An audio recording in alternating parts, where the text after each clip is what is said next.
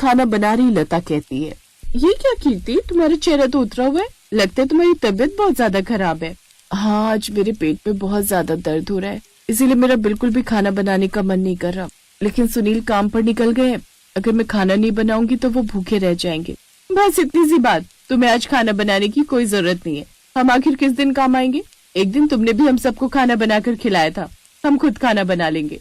कीर्ति ये बात सुनती है तो उसे बहुत अच्छा लगता है और वो जाकर अपने कमरे में आराम करने लगती है। सुबह का नाश्ता, दोपहर का खाना और रात का खाना सब कुछ 36 बहुओं की रसोई से आता है।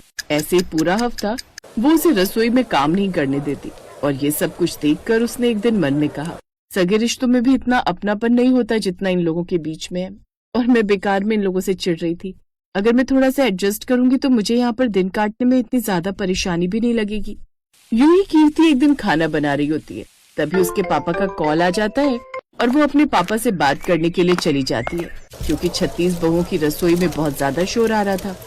जब वो वापस आकर देखती है तो कुसुम उसकी सब्जी बना रही थी और वो कहती है, ये क्या कुसुम दीदी, आप मेरी सब्जी बना रही हो?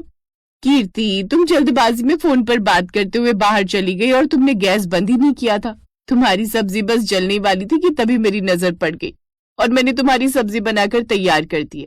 वैसे सब्जी बहुत अच्छी बनी है, थोड़ी सी मुझे भी दे देना। कीर्ति ये सुनने के बाद मन में कहती है, अच्छा, मेरी थोड़ी सी सब्जी मांगने की लालच में इसने मेरी सब्जी को बना दिया। अरे इतना ही था तो गैस बंद कर देती, मैंने थोड़ी ना कहा था कि मेरी सब्जी बनाओ। कीर्ति ये बोलकर अब अपनी पालक की सब्जी को एक कटोरी में डालकर कुसुम को देती है और बदले में कुसुम उसे मटर पनीर की सब्जी देते हुए कहती है, ये लो कीर्ति, मैंने मटर पनीर बनाए थे तो मैंने तुम्हारे लिए भी थोड़े निकाल दिए, तुम ये खा लेना। मुझे सुनील ने बताया था कि तुमको मटर पनीर बहुत अच्छे लगते हैं। कीर्ति ये देखकर बहुत ज्यादा खुश होती है और उसे बुरा भी लगता है कि वो कुसुम को गलत समझ रही। अब कीर्ति को अपनी 36 बहुओं की रसोई में अच्छा लगने लगता है। एक दिन सुनील बहुत खुश होते हुए आता और सुनील अपनी पत्नी से कहता है, कीर्ति, तुम्हें बिल्कुल भी परेशान होने की जरूरत नहीं है।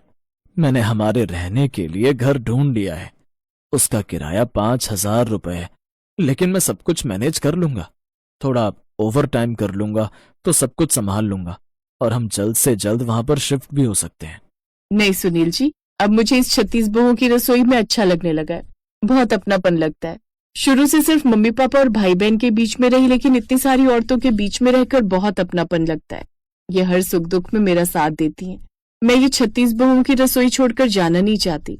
मुझे खुशी है कीर्ति कि तुम्हें वो अपनापन महसूस हुआ जो मैं चाहता था कि तुम्हें यहाँ रहकर महसूस हो। मैं बहुत ज्यादा खुश हूँ। लीला आंटी को तो मैं भी अपनी माँ मानता हूँ। अगर तुम यहाँ रहोगी तो मुझे भी ऐसा लगेगा कि मैं अपनी माँ के साथ रह रहा हूँ। मैंने बहुत बड़ी गलती की जो मैंने आपसे ये कहा था कि मुझे ये घर छोड़कर जाना है। इस घर में कितना ज्यादा अपनापन है। लीला आंटी सगी सास से ज्यादा मेरा ख्याल रखती हैं और सारी बहुएं भी बहुत अच्छी हैं। हम आपस में बहुत प्यार से रहते हैं। जब मैं बीमार